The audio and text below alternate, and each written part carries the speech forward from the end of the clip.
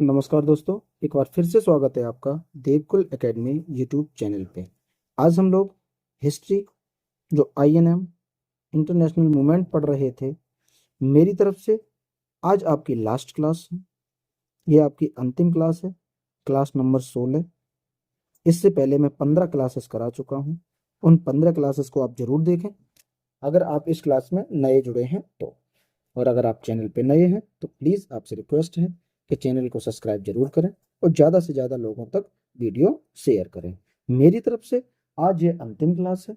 फिर भी मैं फिर बोलूँगा, पिछली 2 वीडियो से लगातार मैं यही बोल रहा हूँ कि अगर आपको लगता है कि इसमें आईएनएम में यानी इंडियन इंटरनेशनल मूवमेंट जो हैं उनमें से जो भी छूटा हुआ है तो आप मुझसे पूछ सकते हैं और आप उस टॉपिक का नाम कमेंट बॉक्स में दे सकते हैं कि सर ये वाला टॉपिक और करा दीजिए, तो मैं और बेहतर तरीके से उसको कराने की कोशिश करूंगा। ठीक है, तो बिना किसी देरी के शुरुआत करते हैं हम आज की क्लास की। आज हम पढ़ने वाले हैं बेबेल योजना। बेबेल योजना की हम आपसे बात करें तो द्वितीय विश्व युद्ध समाप्त होने के बाद आई थी ये। और ये आई कब? तो इसकी डेट याद रखना, 14 जून 1945 को बेबेल योजना आई। द्वितीय विश्व युद्ध जब समाप्त हो गया था तब ये आई। और एग्जैक्ट डेट पूछे तो आपको याद रखना है कि 14 जून 1945 को आई थी। ठीक है, यहां इसने वायसराय की कार्यकारिणी परिषद में वायसराय व कमांडर इन चीफ को छोड़कर शेष भारतीय होंगे, ऐसा इसने कहा। ठीक है, और इसने आगे कहा कि विदेश विभाग भारतीयों को हस्तांतरित किए जाएंगे।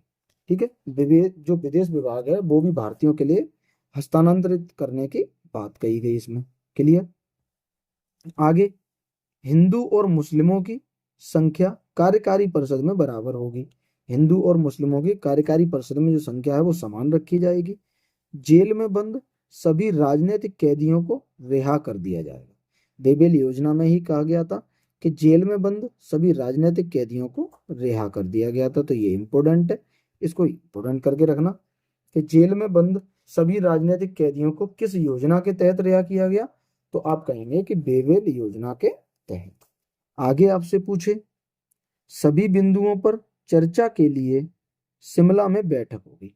यानी जो जितने भी ये बिंदु बोले गए हैं इन पर चर्चा करने के लिए शिमला में बैठक होगी। एक सेकंड, थोड़ा पानी पी लूं।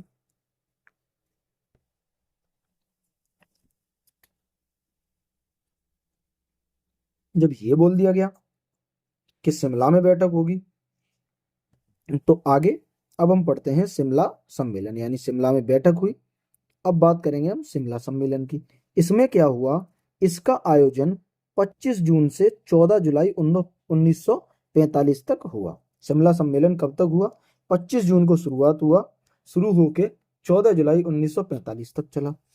इस बैठक में सभी महत्वपूर्ण दलों के नेता शामिल हुए।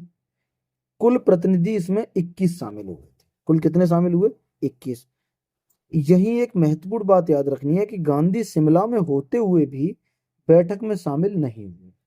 गांधी जी उस वक्त शिमला में ही थे, फिर भी ये उस बैठक में शामिल नहीं हुए। ठीक है, तो कांग्रेस की तरफ से फिर शामिल कौन हुआ? तो वो आपको याद रखना है कि अबुल कलाम आजाद, जवाहरलाल नेहरू, खान अब्दुल गफ्फार खान और सरदार वल्लभ भाई पटेल कांग्रेस की तरफ से इस शिमला समझौता में या शिमला सम्मेलन में भाग लेने के लिए गए। ठीक, आगे बात करें कि मुस्लिम लीग की तरफ से इसमें मोहम्मद अली जिन्ना, लियाकत अली खान, अब्दुल निस्तार और इस्माइल खान ने मुस्लिम लीग की तरफ से भाग लिया। वहीं आपसे अकाली दल की तरफ से पूछे तो मास्टर तारा सिंह ने अकाली दल की तरफ से भाग लिया था। अच्छा, इसमें विवाद हो गया। विवाद क्यों हुआ? कि मुस्लिम प्रतिनिधि सिर्फ मुस्लिम लीग का होना चाहिए, ये मुस्लिम प्रतिनिधि कह रहे थे, तो कांग्रेस इसे स्वीकार नहीं करेगा।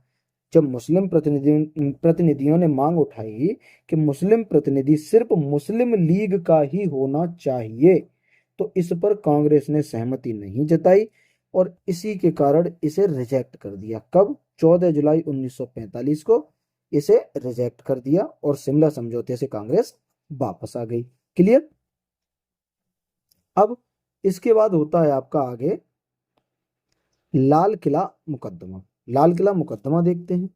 तो आजाद हिंद फौज की स्थापना किसने की? ये की थी आपकी डॉक्टर रास बिहारी घोष ने। ठीक, यही आपसे पूछेगा कि कब, तो 1942 में। और कहाँ पे? सिंगापुर में। तो इसका हेडक्वार्टर कहाँ था? सिंगापुर में इसकी स्थापना की आजाद हिंद फौज की। स्थापना की किसने? डॉक्टर रास बिहारी घोष ने।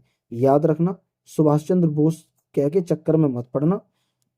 आजाद हिंद फौज की स्थापना डॉक्टर रास बिहारी घोष ने की थी 1942 में, और इसका हेडक्वार्टर सिंगापुर में। ठीक है, इसका आइडिया कैप्टन मोहन सिंह ने दिया था। आजाद हिंद फौज के गठन का आइडिया कैप्टन मोहन सिंह ने दिया था, और इसमें सुभाष चंद्र बोस 1943 में शामिल हुए थे।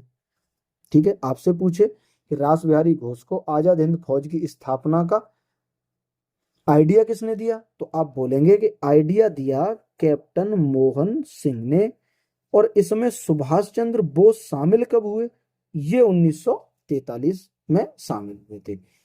अब आपसे प्रश्न पूछेगा कि आजाद हिंद सरकार का गठन किसने किया, तब आपका आंसर होगा कि सुभाष चंद्र बोस ने अक्टूबर 1943 में आजाद हिंद सरकार का गठन किया था, ना कि आजाद हिंद फौज का। क्लियर? तो यहां से एक बात क्लियर हुई कि आपसे पूछे आजाद हिंद फौज की स्थापना, तो आप अब सीधा सा लगा सकते हैं कि डॉक्टर रास बिहारी घोष ने आजाद हिंद फौज की स्थापना की थी। ठीक, या आपसे पूछे कि आजाद हिंद सरकार का गठन किसने किया, तो आप बोलेंगे कि सुभाष चंद्र बोस ने आजाद हिंद सरकार का गठन किया था।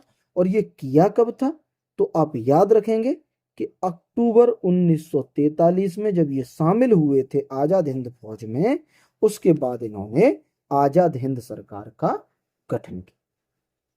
ठीक, अब हम इनके कुछ प्रसिद्ध नारे जानते हैं। सुभाष चंद्र बोस के प्रसिद्ध नारे कौन कौन से थे? ठीक है, जय हिंद का नारा सुभाष चंद्र बोस ने दिया। दिल्ली चलो का नारा भी सुभाष चंद्र बोस ने दिया। और एक महत्वपूर्ण, तुम मुझे खून दो मैं तुम्हें आजादी दूंगा, ये नारा बहुत महत्वपूर्ण है। और यह भी किसने दिया है बच्चा, तो ये नारा भी सुभाष चंद्र बोस ने दिया। ठीक है, यहाँ तक। अब हम बात करें कुछ और महत्वपूर्ण बिंदुओं की। जैसे हम नोट देखते हैं। नोट हमारा क्या है कि अंडमान का पुराना नाम क्या था, तो इसे अंडमान का पुराना नाम था शहीद द्वीप के नाम से जानते थे। और निकोबार का पुराना नाम क्या था, तो इसे स्वराज द्वीप के नाम से जाना जाता था। अंडमान को शहीद द्वीप के नाम से जाना जाता था, और निकोबार को स्वराज द्वीप के नाम से जाना जाता था। यहां तक आपको कोई समस्या नहीं होगी। चलो अगले पे चलते हैं। ठीक, अब हम बात करते हैं अगले नोट में कि जापान ने नवंबर 1943 में अंडमान और निकोबार द्वीप को आजाद हिंद फौज को दान में दिया था। ठीक है, तो आपसे पूछे कि आजाद हिंद फौज को अंडमान और निकोबार द्वीप किसने दान में दिया, तो आप बोलेंगे कि जापान ने नवंबर 1943 में अंडमान निकोबार को आजाद हिंद फौज को दान में दिया था। ठीक, यहीं आपसे एक महत्वपूर्ण प्रश्न है कि गांधी जी को राष्ट्रपिता किसने कहा, तो ये सुभाष चंद्र बोस ने गांधी जी को राष्ट्रपिता कह के संबोधित किया था। तो ये प्रश्न इंपोर्टेंट है, काफी बार पूछा गया है, इसको आप याद रखना कि गांधी जी को राष्ट्रपिता किसने कहा, तो गांधी जी को राष्ट्रपिता सुभाष चंद्र बोस ने कहा। ठीक है, आगे बात करें कि यह मुकदमा 3 लोगों पर चला था। हम बात किसकी कर रहे थे? किसकी बात कर रहे थे?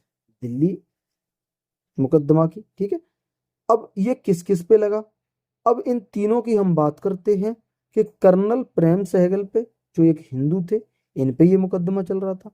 मेजर शहनवाज खान मुसलमान थे, उन पे ये मुकदमा चल रहा था। और मेजर गुरुदयाल सिंह ढिल्लो जो सिख कम्युनिटी से थे, उनके ऊपर यह मुकदमा चल रहा था। यानी देशद्रोह का मुकदमा हुआ था इन तीनों के ऊपर। किस किस के ऊपर? कर्नल प्रेम सहगल, मेजर शहनवाज खान और मेजर गुरुदयाल सिंह ढिल्लो। यानी एक हिंदू, एक मुस्लिम और एक सिख, तीनों कम्युनिटी के लोगों पे देशद्रोह का मुकदमा चल रहा था। क्लियर? अब इसमें क्या हुआ, कांग्रेस ने आजाद हिंद फौज बचाओ समिति का गठन किया। ठीक है, कांग्रेस ने आजाद हिंद फौज बचाओ समिति का गठन किया। अब इसमें जो वकील हैं, भूलाभाई देसाई, जवाहरलाल नेहरू, अरुणा आसफ अली, कैलाश नाथ कारजू, तेज बहादुर सप्रू, ये लोग इसमें वकील थे और ये मुकदमा हार गए थे। जब ये मुकदमा हार गए तो तीनों को फांसी की सजा दी गई। तीनों को फांसी की सजा दे दी गई। 5 लोग इनका मुकदमा लड़ रहे थे। जब ये लोग मुकदमा हार गए तो इन तीनों को फांसी की सजा सुनाई गई। क्लियर? अब हम बात करते हैं लॉर्ड बेवेल के बारे में। लॉर्ड बेवेल के बारे में जानते हैं। तो यह भारतीयों की भावना का सम्मान करते हैं और अपने विशेष अधिकार का इस्तेमाल करते हुए फांसी की सजा माफ करते हैं।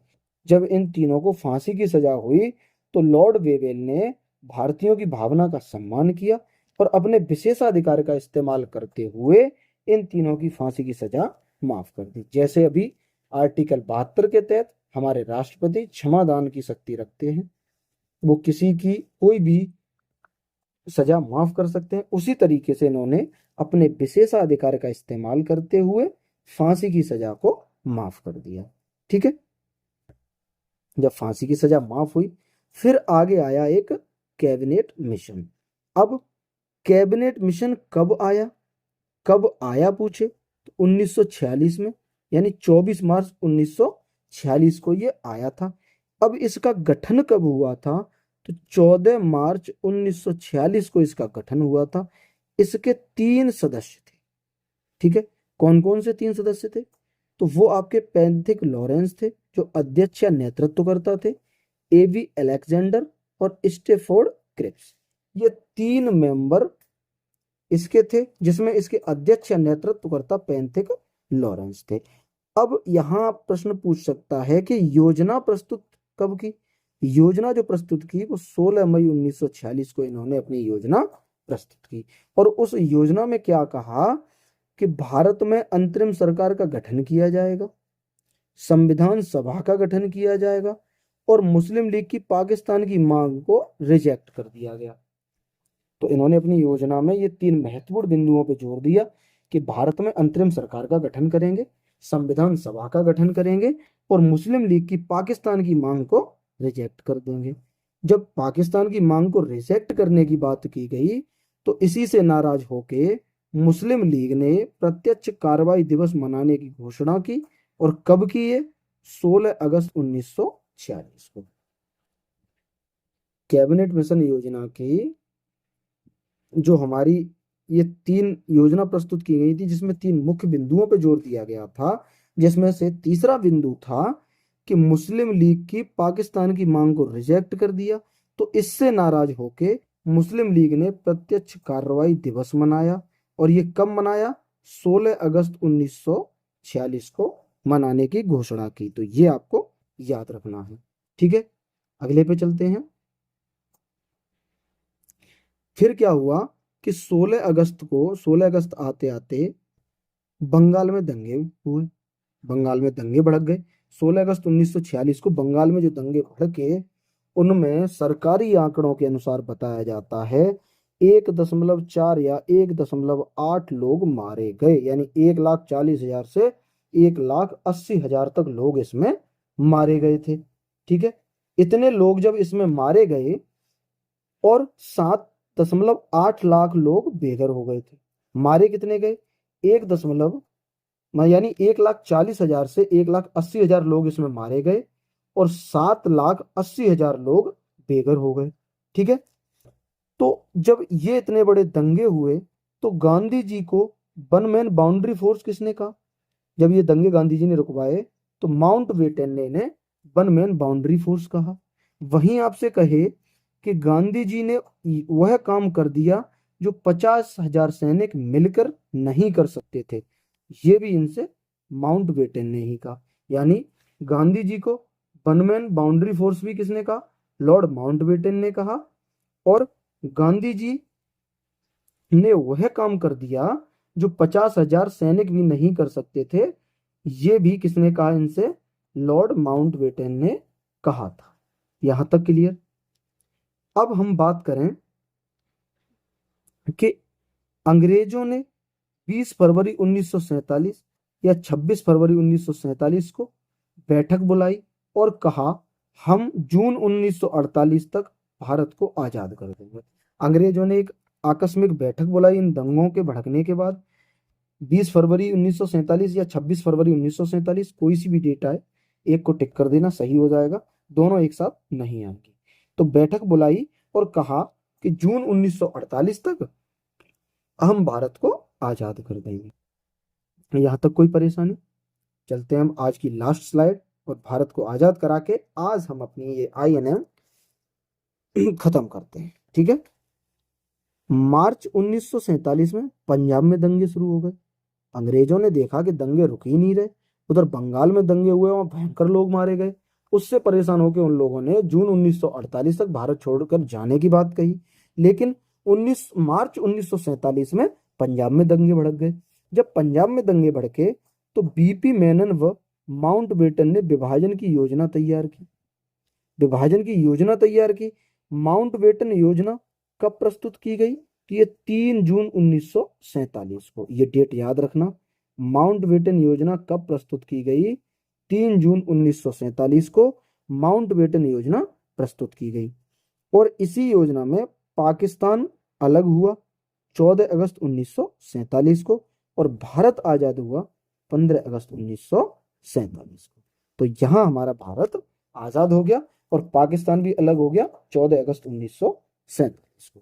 तो यहां तक थी हमारी आज की क्लास। और आज हमारी तरफ से इस हिस्ट्री का जो INM टॉपिक है, इंडियन नेशनल मूवमेंट, वो हमारा यहाँ दी एंड होता है मेरी तरफ से। अगर आपको लगता है कि कोई टॉपिक छूट गया है तो आप एक प्यारी सी कमेंट करके जरूर बताएं, तो मैं उस टॉपिक को भी कवर करा दूंगा। मेरी तरफ से बेहतर तरीके से कराने का प्रयास किया गया है और आप लोगों ने जिस हिसाब से वीडियोस पे व्यूज और लाइक से प्यार दिखाया है, तो ये मुझे भी महसूस हुआ कि मैंने अच्छे तरीके से आपको ये INM की क्लासेस कवर कर। ठीक है। अब इसकी यहाँ जो हमारी ये क्लास खत्म होती है, इस जगह आप कौन सा सब्जेक्ट चाहते हैं वो आप कमेंट करके जरूर बताएं। और एक मैराथन रखें, एक मैथ का चैप्टर अगर खत्म किया जाए जिसमें हर टॉपिक से, हर टाइप से, टॉपिक से नहीं, हर टाइप से लगभग 2 से 3 क्वेश्चन लिए जाएं, हर टाइप से लगभग 2 से 3 क्वेश्चन लिए जाएं और बेहतर तरीके से आपकी प्रैक्टिस कराई जाए, ये कैसा रहेगा आप ये भी कमेंट करके जरूर बताएं। तो मैं ये भी शुरुआत कर दूंगा कि एक वीडियो में पूरा एक चैप्टर फिनिश कर दिया जाएगा। ठीक है। हर टाइप से एक दो तीन सवाल लेके इसे खत्म कर दिया जाएगा। तो ये अगर आप चाहते हैं तो कमेंट करके एक प्यारी सी जरूर बताएं। मेरी तरफ से आज हिस्ट्री का दी एंड हुआ है। जो हमारा INM BPSC में पूछा जाता है उसका मेरी तरफ से एंड हुआ है। हिस्ट्री का नहीं, हिस्ट्री तो बहुत बड़ी है। मॉडर्न हिस्ट्री का एक महत्वपूर्ण टॉपिक यानी एक महत्वपूर्ण पार्ट जो इंडियन नेशनल मूवमेंट है, 1857 से लेके 1947 तक का, ये पूरा सफर आज खत्म होता है। ठीक है। आप लोग जिस सब्जेक्ट को चाहेंगे बहुत जल्द हम इसकी जगह उस सब्जेक्ट को शुरुआत करेंगे और मिलेंगे आपसे अगली वीडियो में। तब तक के लिए हंसिए, मुस्कुराइए, मस्त रहिए और इन क्लासेस का बार बार रिवीजन करते रहिएगा। PDF से पढ़ना चाहे PDF से पढ़ते रहिएगा, नहीं तो 15 से 20 मिनट की क्लास होती है। पहले नॉर्मल पे देखो, फिर 1.5 गुने पे देखो, मतलब 1.25 पे देखो, फिर 1.5 पे देखो, फिर 2 पे देखो। ऐसे करके 3-4 बार इन क्लासेस का रिवीजन करो। एग्जाम तक आपका ये अच्छे से याद हो जाएगा। मैंने बहुत बेहतर तरीके से और बहुत ही धीमे धीमे से इसे कराने का प्रयास किया है। अपनी तरफ से मैंने 100% दिया है। अब आप लोग कमेंट करके बताएं कि ये क्लासेस जो हिस्ट्री की खत्म हुई है वो आपको किस तरीके से और कैसे बेनिफिशियल लगी हैं, वो एक प्यारी सी कमेंट में आपसे इस वीडियो में जरूर चाहता हूँ। जितने भी मेरे भाई बहन देखें वो एक प्यारी सी कमेंट इस पे जरूर करके जाएं। तो मिलेंगे अगली टॉपिक के साथ अगली वीडियो में। तब तक के लिए नमस्कार, नमस्ते एंड जय हिंद, वंदे मातरम।